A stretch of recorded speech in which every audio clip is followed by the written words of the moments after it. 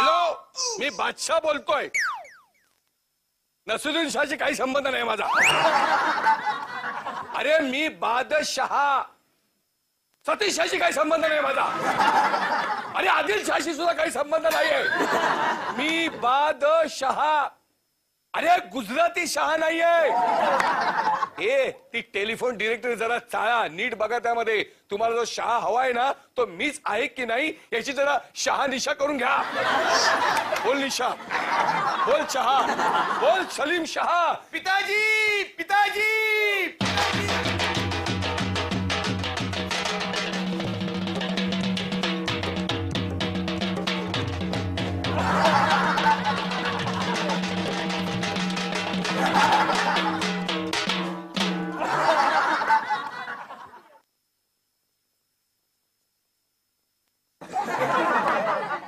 तुषार, अरे तुला वाजवी दरात आणलाय ना, मग वाजवी दरातच वाजवीत जा ना.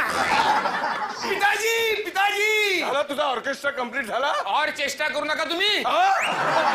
पिताजी, तुमच्या आईची तोंड सांभाळून बोल. तोंड सांभाळूनच बोलतोय. आईच्या गावात. आईच्या गावात नाही, ह्या राजवाड्यात बोलतोय मी. अरे मी बादशाह आहे. अरे बादशाह कसले, बाद झालेले शहा तुम्ही. ओरडू नका. ही बघा कानावरची सुतरपेढी हलते. मी काय सांगतो ते ऐका. पिताजी, तुमच्या आईची तार तार आली आहे. तार तार. मेरी अम्मी जान की तार. तार आली आहे, तार. काय लिहिलं असेल बरं या तारेमध्ये? काय बरं लिहिलं असेल का या तारेमध्ये? काय तारेमध्ये लिहिलं असेल का हे बरं? काय बरं लिहिलं असेल या तारेमध्ये? काय दिलेलं असेल तारेमध्ये? बादशाह सलामत. तुम्ही काय तारेत आहात का सकाळी सकाळी? सलीम, बघू दे, बघू दे माझ्या अम्मी जानची तार. माझ्या अम्मी जानचं अक्षर मला डोळ्याने बघू दे. तिची तार या डोळ्याने वाचू दे. ठीक आहे, बघू दे. ही घ्या तार.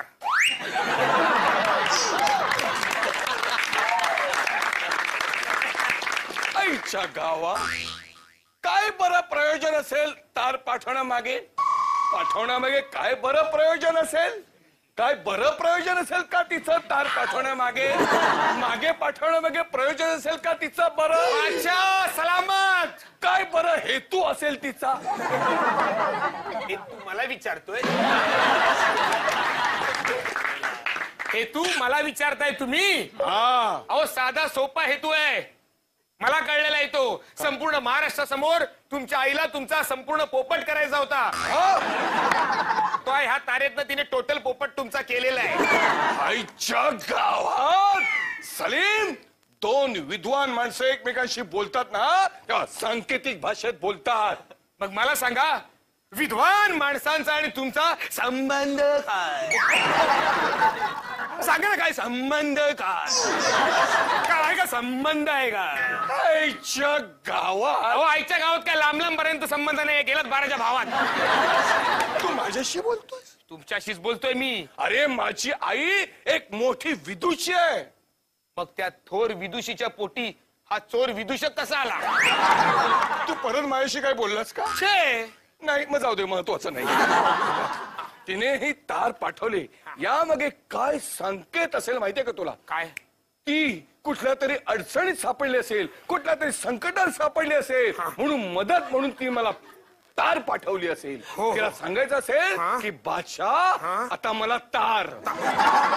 किंवा कुठल्या तरी सभेमध्ये माझ्याबद्दल गौरवोद्गार काढले असतील आणि ते तिने ऐकले असतील. ते म्हणजे बादशाह तारी त्याला कोण मारी. नाही नाही, या वाक्यावर प्रश्नचिन्ह आहे. अहो उलटे उलटे उद्गार काढले असतील कोणतरी. मग प्रश्नचिन्ह उलट धर. उलट.